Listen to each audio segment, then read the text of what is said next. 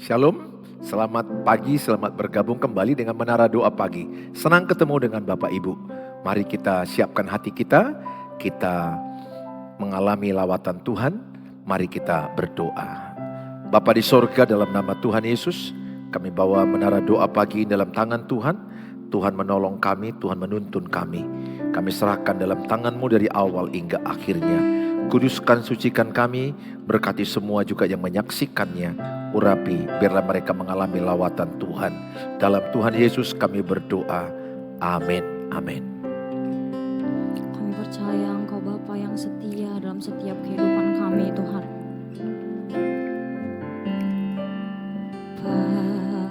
Bapa, Kau setia. Bapa, Kau mulia. Tenanglah jiwaku, aman bersamamu. Lebih dari harta, Yesus. Lebih dari harta, Kaulah segalanya. Tenanglah jiwaku dalam hadirat-Mu. Kau tunjukkan kasih setiamu. Kau menyediakan yang ku perlu. Kau setia, Kau mulia, dulu, sekarang, dan selamanya. Kau tunjukkan kasih setiamu. Kau menyediakan yang ku perlu. Kau setia, Kau mulia, Bapa, Kau setia. Lebih dari harta, Yesus. Kaulah segalanya bagi kami, Tuhan. Lebih dari harta, Kaulah segalanya. Tenanglah jiwa kami. Tenanglah jiwaku dalam hadirat-Mu. Kau tunjukkan kasih setiamu. Kau menyediakan yang ku perlu. Kau setia, Kau mulia, dulu, sekarang, dan selamanya.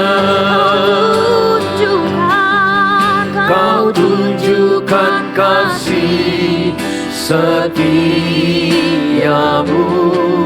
Kau menyediakan yang ku perlu. Kau setia, Kau mulia, Bapa, Kau setia.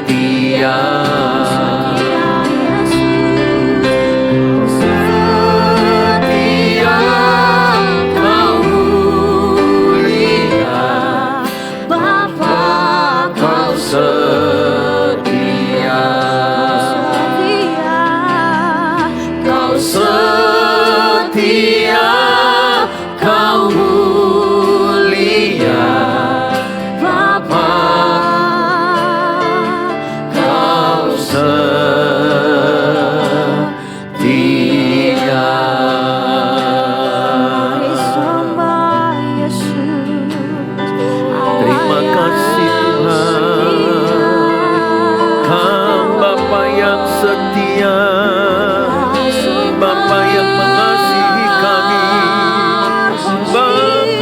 merencanakan yang terbaik bagi kami. Terima kasih buat rencanamu. Terima kasih buat rancanganmu. Terima kasih buat damai sejahtera yang Engkau berikan. Terima kasih Tuhan. Kami bersyukur, kami bersyukur. Terima kasih rancanganmu penuh damai sejahtera. Rancanganmu penuh harapan. Rancanganmu yang terbaik bagi kami Tuhan. Meskipun banyak masalah, meskipun ada tantangan, ada penderitaan, karena Engkau punya rencana. Engkau punya rencana. Terima kasih Tuhan, kami bersyukur. Terima kasih Yesus. Kuatkan yang lemah, sembuhkan yang sakit, pulihkan yang terluka.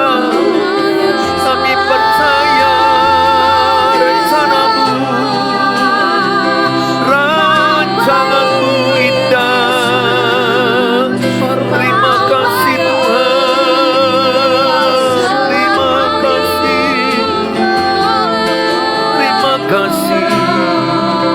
Segala pujian, terima kasih Tuhan.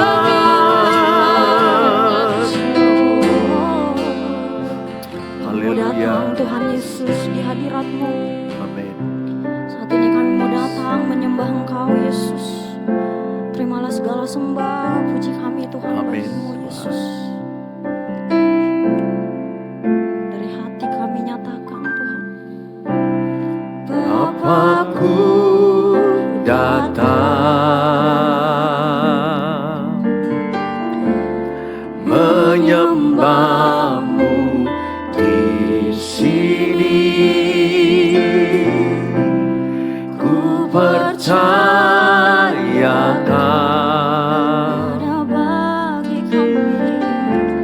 ada bagiku. tak usah kami takut ya Tuhan Yesus. Tak usah ku takut, sebab Kau sertaku. Tak usah ku bimbang, Kau di dalamku. Tak usah ku cemas, Kau penghiburku. Saat ku lemah, Kau kuatku. Kami mau nyanyikan bagimu Tuhan. Ku nyanyi haleluya.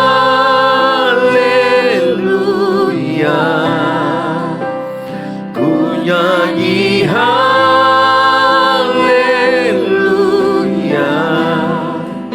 Sungguh Kau hebat, ajaib perkasa perbuatanmu. Kami nyanyikan Engkau. Ku nyanyi haleluya. Ku nyanyi haleluya. Sungguh Kau hebat, ajaib perkasa perbuatanmu. Di hidupku Kami tak usah takut Yesus, sebab Kau berserta kami Tuhan. Terima kasih Tuhan Yesus. tak usah ku takut, sebab Kau sertaku. Tak usah ku bimbang, Kau di dalamku. Tak usah ku cemas, Kau penghiburku.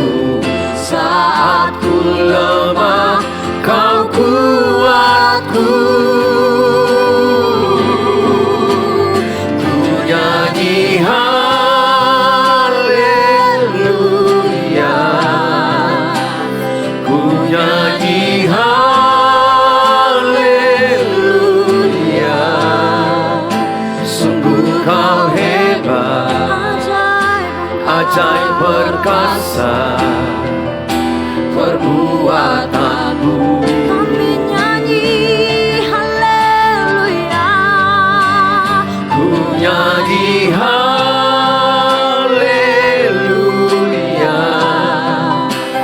Ku nyanyi haleluya.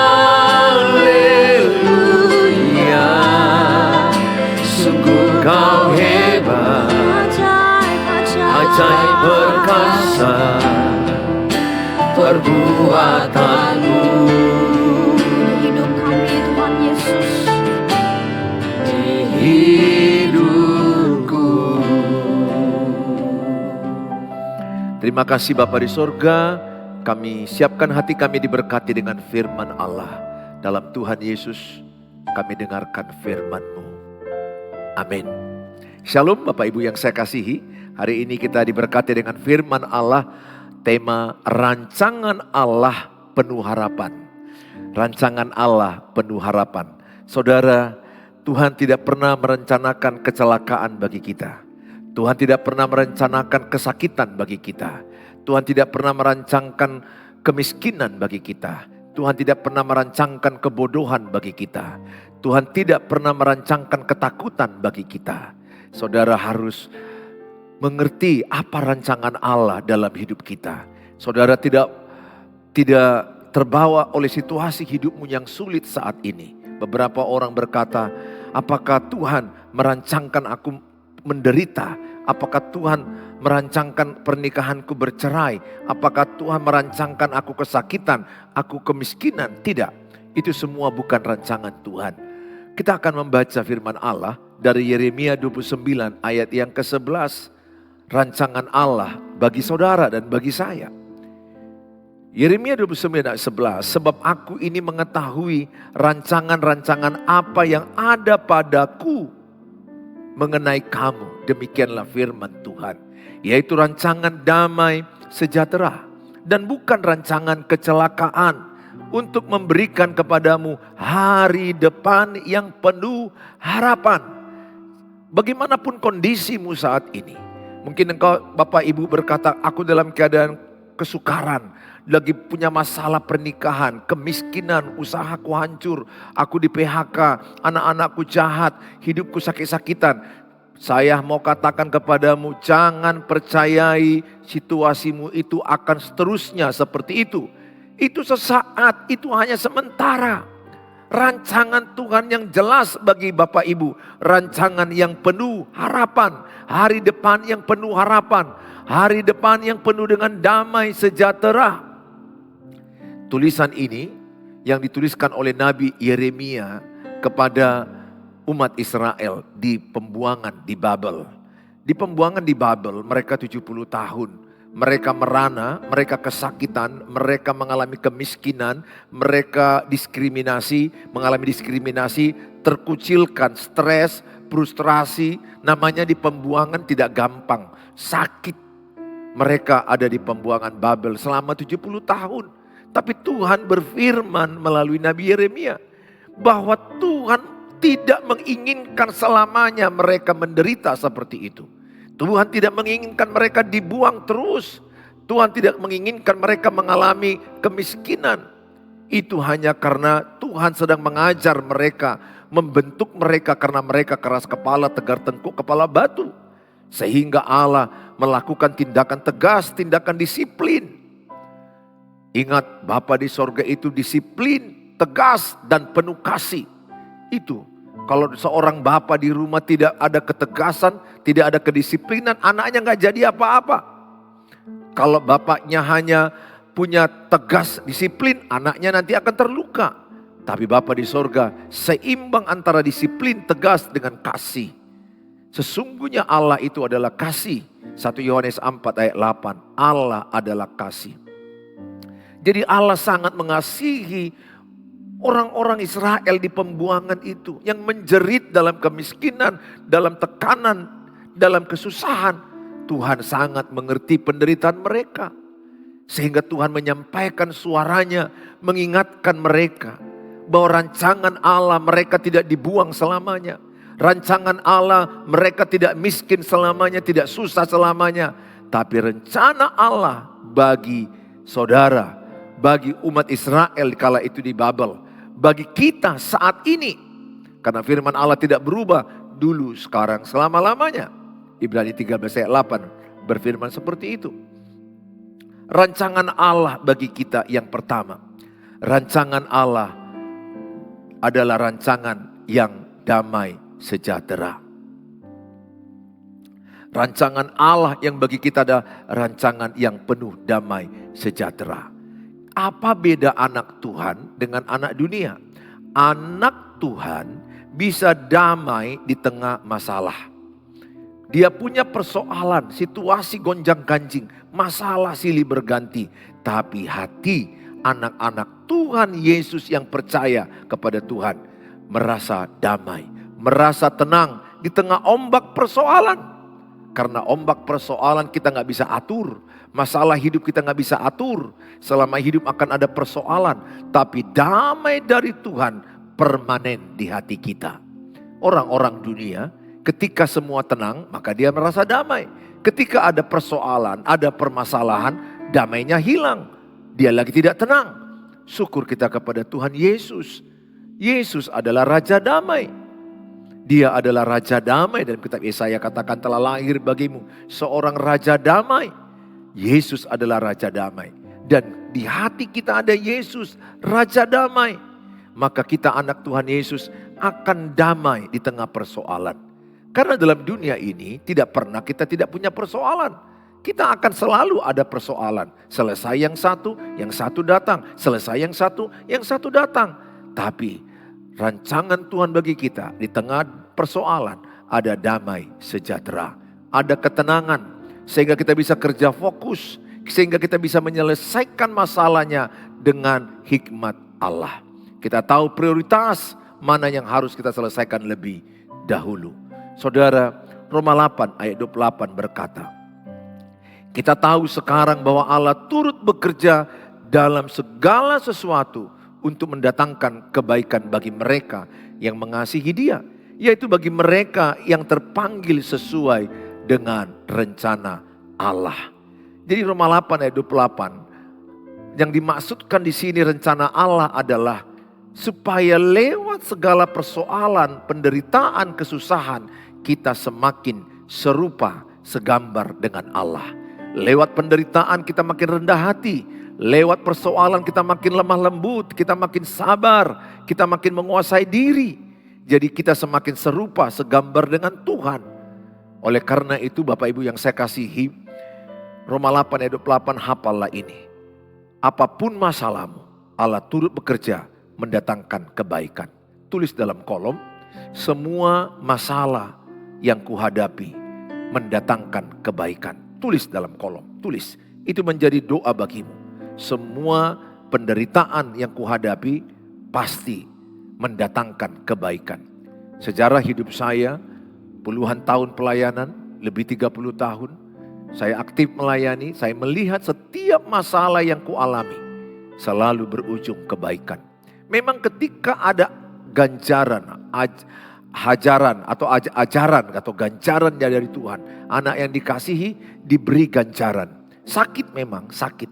Jujur, saya juga pernah mengalami yang namanya sakit dalam pernikahan. Sakit dalam mendidik anak. Sakit dalam keuangan yang kurang. Sakit dalam tubuh yang tidak sehat. Sakit dalam persoalan pelayanan yang begitu banyak tantangan. Jujur ketika ganjaran itu datang, sakitnya bukan main. Tetapi Tuhan bilang, tidak selamanya kau sakit. Tidak selamanya kau menderita. Pil pahit itu obat. Enggak selamanya kita pahit. Tetapi habis pahit ada manis dari Tuhan Yesus.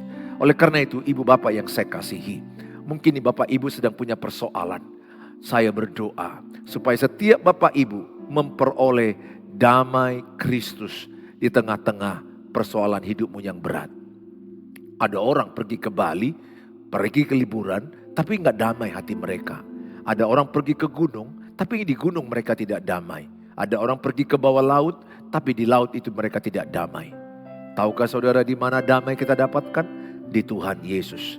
Jadi saya punya prinsip, damai yang terindah adalah dalam Tuhan Yesus. Tulis dalam kolom, damai yang paling indah dalam Tuhan Yesus. Jadi kalau saya baru pulang dari liburan ke arah Sibolga, saya 4 hari di sana, saya liburan, saya melihat pemandangan pulau, laut, pantai yang indah. Tapi saya diingatkan Tuhan, bukan pantainya itu membuat saya damai, tapi Tuhan Yesus dalam hati saya, itu membuat saya damai. Sehingga saya melihat pantai itu indah, pemandangannya jadi indah. Ada orang pergi ke pantai itu belum tentu indah dia lihat. Yang dia lihat itu menjadi kejelekan karena hatinya tidak tenang, tidak damai. Saudara yang saya kasihi, Bapak Ibu yang punya persoalan, apapun masalahmu, percayalah ada damai Tuhan menyertaimu.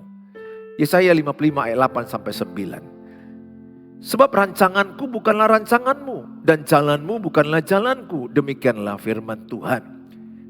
Seperti tingginya langit dari bumi, demikianlah tingginya jalanku, jalan Tuhan dari jalanmu, dan rancanganku dari rancanganmu. Saudara, sebab rancangan Tuhan bukanlah rancangan kita, dan jalanmu bukanlah jalan Tuhan, demikianlah firman Tuhan. Semua kita ini tidak mau menderita, semua kita ini tidak mau punya persoalan. Saya pun gak mau sebenarnya jadi pendeta sepenuhnya. Saya kuliah kedokteran, saya kuliah S2 di kedokteran USU, dan akhirnya saya tinggalkan. Saya pun gak tahu kenapa itu harus saya tinggalkan. Tapi di waktu berjalan, saya mengikuti tuntunan Tuhan. Dan Tuhan berbicara di hatiku untuk meninggalkan itu, dan saya sepenuh waktu sekarang. Nah saudara, rencana saya apa? Ya dokter, kalau bisa menjadi orang kaya. Ya itulah rencana orang-orang umum kan begitu ya. Tapi ketika kita menjalani jalan Tuhan, Tuhan merencanakan kita dengan jalan-jalan Tuhan. Sejauh langit dari bumi, begitulah rencana Tuhan bagi kita. Jadi bagaimanapun keadaanmu saat ini, percayalah di balik masalahmu ada rencana Tuhan. Dan Tuhan sudah berjanji semua pencobaan yang kau alami adalah pencobaan biasa yang tidak melebihi kekuatanmu. Ada janji Tuhan bahwa semua masalah itu sudah disiapkan Tuhan jalan keluarnya. Tidak ada soal ujian yang tidak ada jawaban. Tidak ada persoalanmu yang tidak dijawab Tuhan. Pengkhotbah 3:11, semua indah pada waktunya. Pesanku bagi Bapak Ibu, tetaplah berkata, semua indah pada waktunya. Saudara yang saya kasihi, kalau saudara saat ini lagi menderita, mungkin masalah pernikahanmu hancur-hancuran, mungkin berkata, apakah begini kau alami terus? No, saya pernah putus asa di pernikahan. Saya pernah berpikir mau cerai. Saya pernah berpikir rasanya pernikahan itu sesuatu yang sangat buruk dan sangat sulit. But now I am different. Sekarang saya berubah. Kenapa? Karena lewat penderitaan itu saya mendekatkan diri kepada Tuhan. Lewat rasa gagal, frustrasi, saya datang kepada Tuhan. Matius 11 ayat 28 katakan, marilah kepadaku yang letih, yang lesu berbeban berat, aku akan berikan kelegaan padamu. Bapak Ibu yang saya kasihi, mungkin pernikahanmu tidak baik-baik saja, anak-anakmu tidak baik-baik saja, suamimu meninggalkanmu, atau ekonomimu lagi hancur, atau istri yang lari. Saya hanya mau berkata, jangan putus asa, datang kepada Tuhan. Semakin ada persoalan, semakin datang kepada Tuhan. Jangan menjauh, karena dalam Tuhan ada kekuatan, ada ketenangan, ada damai, ada hikmat yang daripada Allah. Saudara yang saya kasihi, rancangan Allah yang kedua bagi kita adalah hari depan yang penuh harapan. Hari depan yang penuh harapan. Kalau seseorang penuh harapan, ciri-cirinya apa? Semangat, sukacita. Saya gampang melihat orang yang hidupnya penuh harapan. Wah, pasti 2S. Semangat, sukacita. Tulis dalam kolom. Ciri-ciri hidupku 2S. Semangat, sukacita. Tulis dalam kolom, hidupku penuh harapan. Tulis dalam kolom. Saya melihat banyak orang frustrasi. Saya melihat banyak orang yang sudah malas bangun pagi. Gak ada gairah hidup. Lihat wajahnya pun seperti botik. Ibu Tuhan muda botik. Seperti pepaya, lebih mancung mulut dari hidung. Susah, mengeluh terus, jelek terus. Menyalahkan keadaan, menyalahkan kelahirannya. Menyalahkan pasangan, menyalahkan orang lain. Mana berubah hidupmu dengan menyalahkan? Mana tambah kuat dengan bersungut-sungut? Saya selalu berkata, hari ini hari baru. Hari penuh berkat baru, kemenangan baru, sukacita baru. Hari-hari ini hari yang terbaik bagiku. Orang yang penuh harapan, ciri-cirinya 2S. Penuh semangat, penuh sukacita. Saya berdoa saudara, imanilah rancangan Allah padamu penuh harapan. Roma 5 ayat 5. Dan pengharapan tidak mengecewakan. Karena kasih Allah telah dicurahkan dalam hati kita oleh Roh Kudus yang telah dikaruniakan kepada kita. Ayat ini berkata pengharapan tidak mengecewakan. Pengharapan dari Tuhan tidak mengecewakanmu. Mari kita berdoa. Bapa di sorga, dalam nama Tuhan Yesus, berkatilah semua umat-Mu yang menyaksikan tayangan ini. Buatlah mereka beriman dan percaya rancangan Allah, rancangan damai sejahtera, rancangan yang penuh harapan. Mungkin situasi sulit dalam pernikahan, dalam keuangan, sakit penyakit, kemiskinan, kegagalan, apapun yang mereka alami. Ingatkanlah kami semua bahwa rencana Allah bukan kecelakaan, bukan kesakitan, bukan kemiskinan, bukan kebodohan, tapi rancangan-Mu penuh damai sejahtera. Terima kasih Tuhan. Biarlah setiap anak-anak-Mu bangkit semangatnya, penuh harapan, bangkit dengan sukacita, menatap ke salib-Mu, menatap kepada Engkau. Ada harapan, penuh harapan, hari depan yang penuh harapan dan damai sejahtera. Terima kasih Tuhan Yesus. Mari kita mengucapkan doa Bapa kami. Bapa kami yang di surga, dikuduskanlah nama-Mu. Datanglah kerajaan, jadilah kehendak-Mu di bumi seperti di surga. Berikanlah kami pada hari ini makanan kami yang secukupnya. Dan ampunilah kami akan kesalahan kami, seperti kami juga mengampuni orang bersalah pada kami. Dan janganlah bawa kami ke dalam pencobaan, tapi lepaskanlah kami daripada yang jahat. Karena Engkau yang punya kerajaan dan kuasa dan kemuliaan sampai selama-lamanya. Amin. Bawalah berkat damai sejahtera dan cinta kasih sempurna Tuhan Yesus Kristus dan persekutuan dari Allah Roh Kudus. Dalam nama Tuhan Yesus Kristus, yang percaya katakan amin. Amin. Sampai ketemu di waktu yang akan datang. Saudara, kalau saudara terberkati, saudara bisa menghubungi saya atau konseling atau minta saat teduh di WA 0811 63 7347. Saudara merasa ingin mau menabur kebaikan, mendukung pelayanan, saudara boleh tabur di rekening di bawah ini. Tuhan Yesus memberkati, sampai jumpa di waktu yang akan datang. Shalom.